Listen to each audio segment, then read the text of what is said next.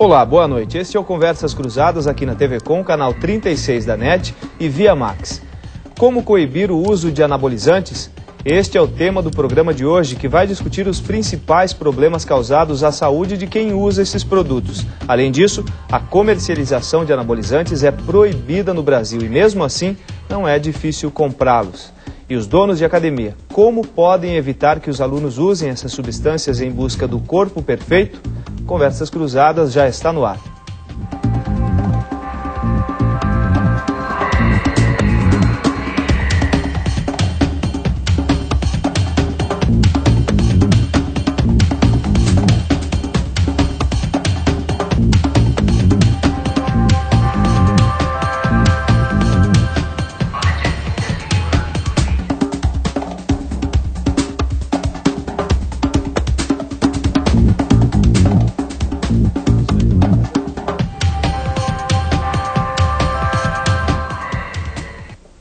Participam do nosso programa hoje o delegado da Polícia Federal, Hildo Rosa, o médico desportista, Glaicon Michels, o empresário, dono de academia, Peter Bruno, e o treinador, Paulo Domingos. Conversas Cruzadas tem patrocínio de Fipasa. Novo Uno, novo tudo, venha conhecê-lo na Fipasa, a casa do Fiat. Pós-graduação Cesus, que você faz, o mercado valoriza. Cursos disponíveis no site. Kerstop, experimente o melhor, experimente Kerstop no Beira Mar Shopping. E Senge, em defesa do profissional sempre. Treinador Paulo Domingos. Eu falei aqui no início do programa em busca do corpo perfeito, mas será que é o corpo perfeito usando anabolizantes? Boa noite. Boa noite. Nós batimos um papo ali nos bastidores e a gente estava entrando nesse ponto. Na verdade é uma busca fácil, rápida e desenfreada, que depois assume um formato totalmente incontrolável para essas pessoas que acabam usando, né? É uma maneira fácil, ou que eles encaram como se fosse uma maneira fácil de atingir aqueles objetivos, seja ele estético, seja ele de rendimento, seja ele qual for. Dr. Glaicon, o que é que faz um anabolizante? Como que ele age no organismo da pessoa? O anabolizante, nós temos que deixar claro que quando a gente está comendo, nós estamos anabolizando, né? Então, existem dois processos metabólicos no nosso organismo, que é o catabolismo, que é a desconstrução, e o anabolismo, que é a construção, né? Então, assim, às vezes as mães vêm assustadas no meu consultório dizendo: meu filho está tomando anabolizante. Por quê? Está tomando uma proteína que tem efeito anabólico, tem efeito construtor. Isso é anabolizante. Mas eu acho que o que tu estás me perguntando é a respeito dos hormônios, dos esteroides anabolizantes, né? Então, são hormônios análogos à testosterona, que é o hormônio masculino, que tem a propriedade de construção de massa muscular, né? Ele normalmente ele degrada a massa gorda, né, e aumenta a massa muscular. Esse é o efeito, aspas, benéfico que o anabolizante pode trazer, que o esteroide anabolizante pode trazer. Dr. Hildo Rosa, por que é proibida essa substância? Boa noite. Bem, boa noite. Eu acho que o que nós temos identificado nos últimos dias, de uma forma muito agravada, eu te diria, é que a questão posta no que diz respeito às farmácias e da forma como se disponibiliza a venda de medicamentos em Florianópolis,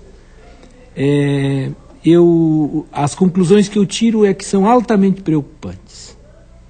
Ou seja, as denúncias se avolumam da venda ilegal desses produtos, sejam anabolizantes, ansiolíticos, medicamentos controlados ou até drogas.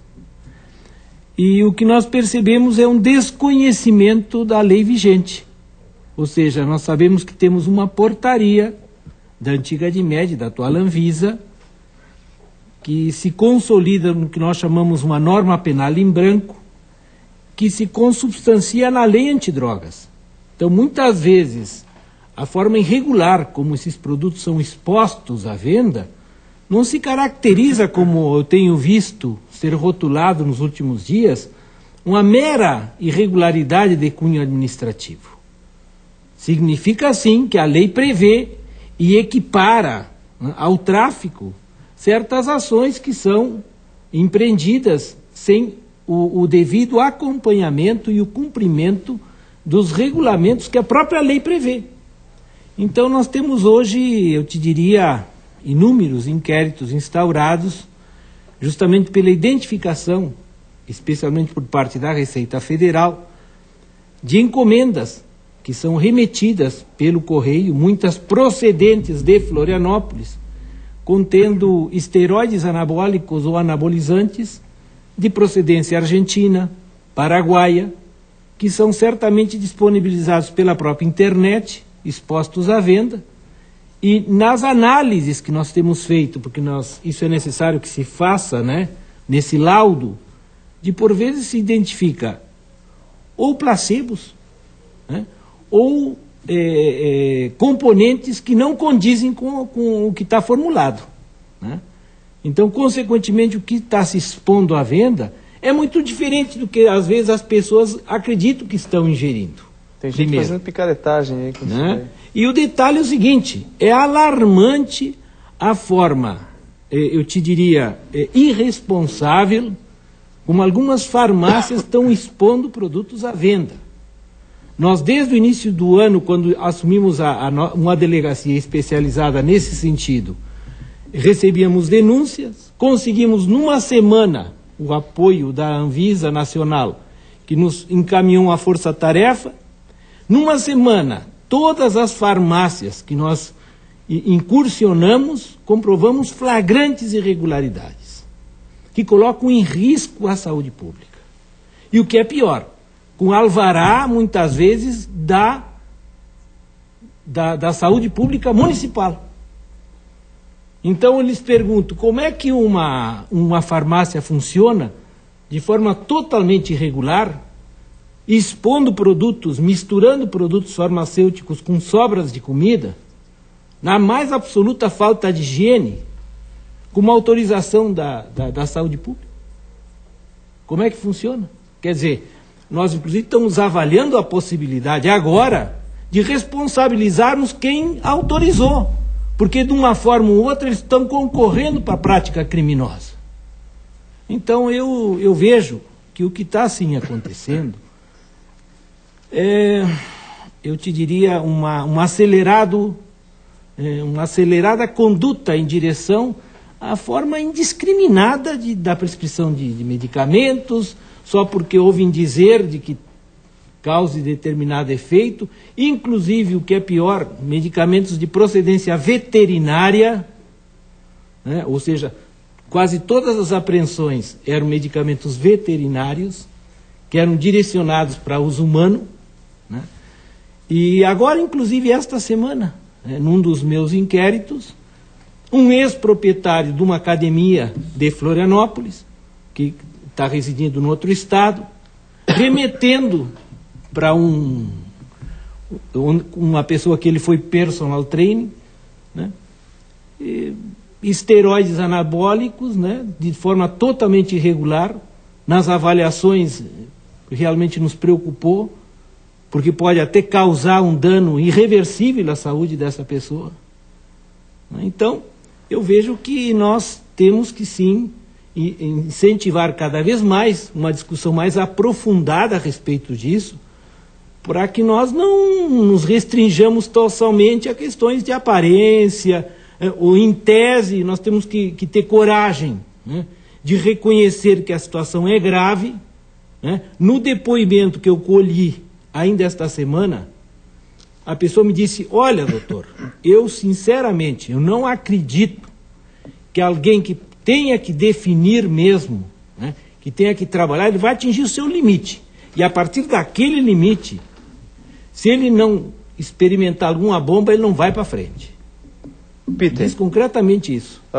Diante disso que o delegado Hildo Rosa está falando, o atleta que frequenta a tua academia, você conhece vários atletas, você trabalha há anos com isso. Eles pensam nesses efeitos, eles pensam nesse problema, eles querem saber a procedência, eles conseguem visualizar isso ou não? Só querem usar? Eu tentando fazer um gancho desde o primeiro da conversa, assim, quando tu falasse com o Paulo, sobre corpo perfeito, né? O que a gente tem que tentar mudar e adequar no próprio negócio que a gente tem na academia, o que é o corpo perfeito, entendeu? Para a gurizada mais nova que acaba se empolgando bastante com isso, a gente fala assim, quais são os padrões de beleza hoje que se tem? Aí eu acho que tem um grande erro da coisa, né? O que é bonito? O que é belo? O que é saudável? Não necessariamente o corpo bonito seja um corpo muito definido, e se for definido não é um corpo grande. A gente brinca bastante com eles, né? Qual é o padrão de beleza no Brasil?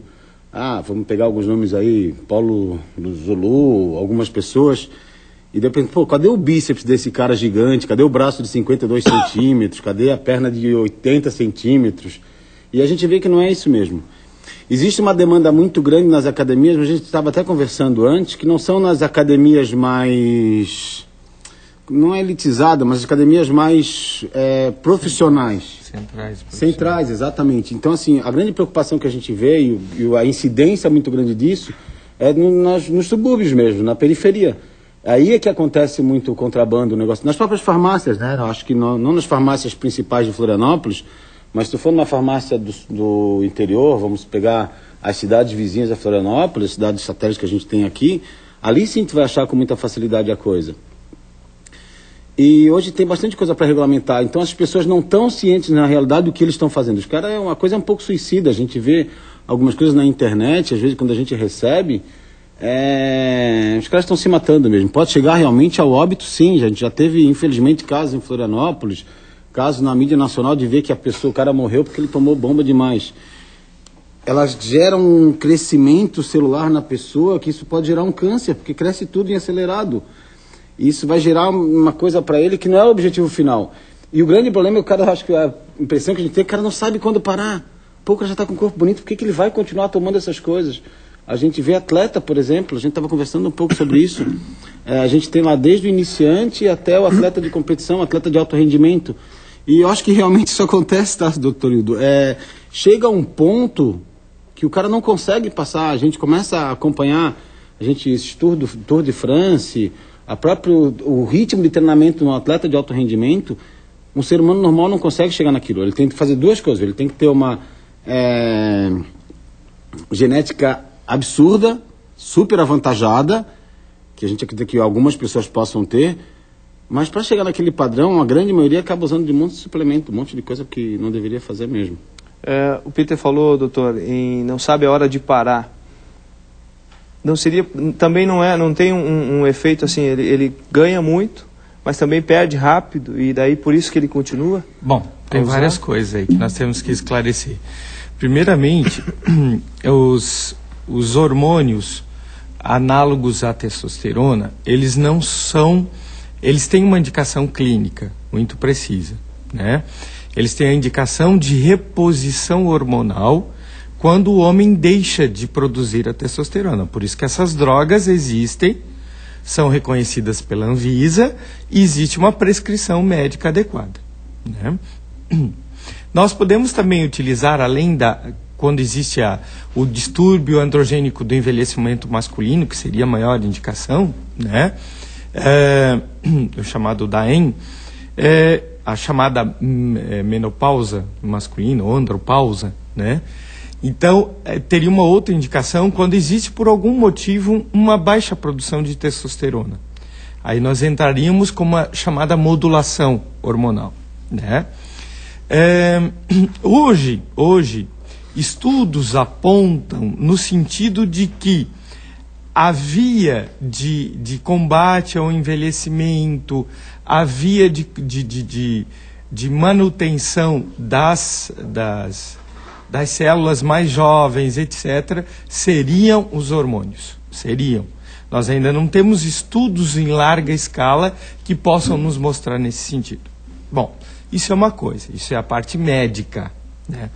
O que eu acho que deveria estar em pauta aqui é o abuso que existe por parte dos usuários, que a imensa maioria que faz esse abuso não faz acompanhamento médico, não faz uma avaliação médica prévia, não faz acompanhamento durante o tratamento. Mas se ele fizer isso, o médico não vai impedir ele de usar? Não necessariamente. Se ele tiver alguma indicação, sim.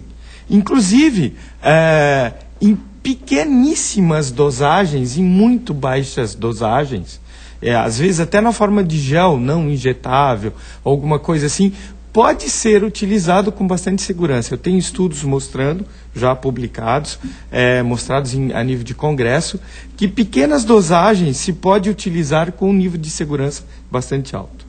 O problema é que esses indivíduos, a gente prescreve uma coisa, né? E eles fazem acompanhamento conosco, beleza. O problema são os indivíduos que não chegam até o médico. E aí vem o que o doutor coloca muito bem, é a questão do mercado negro, entendeu? Não está mais na nossa mão, na mão do médico, essa história toda. Porque só pode comprar com receita médica, uma receita controlada, a chamada receita branca carbonada, né? Então a gente prescreve dentro dessa receita e a farmácia pode aviar de acordo com essa receita, vai ter guardado a cópia da receita lá e vai ter esse controle. O problema é que qualquer lugar, site da internet, o monitor de academia, qualquer um, e às vezes até chama a responsabilidade aqui para os médicos também, determinados colegas irresponsáveis que assinam receitas para que essas farmácias possam estar vendendo do jeito que vendem. Sim, a torto e a direito. Okay. Né? Então, assim, o abuso dos esteroides, de fato, quando ele é usado com acompanhamento médico, dentro das restrições dentro de acompanhamento, isso não vai ter nada, senão nós não poderíamos nem utilizar para essa reposição masculina. Tá? Quando nós utilizamos dentro dessas prescrições, não tem o problema. Agora, o problema são as megadoses que eles utilizam. Segundo, não tem uma avaliação nenhuma clínica para ver qual o estado clínico desse indivíduo. Se o fígado está bom, se o coração está bom, qualquer um chega e toma de qualquer jeito. Misturados com álcool, misturado com outras drogas de efeito de sistema nervoso central, êxtase, anfetaminas, etc. Não tem um acompanhamento médico adequado durante o ciclo, né? Quem dá é o cara, é o conhecido dele, né? Que não tem a menor formação. É aplicado onde? Onde é que é aplicado? Em qualquer lugar, sem nenhum método mínimo de antisepsia, nada disso. Né? Qual região do corpo que é aplicado, né? Que droga que ele está aplicando. Então, quando nós estamos falando de mercado negro, a gente pode encontrar qualquer coisa ali dentro.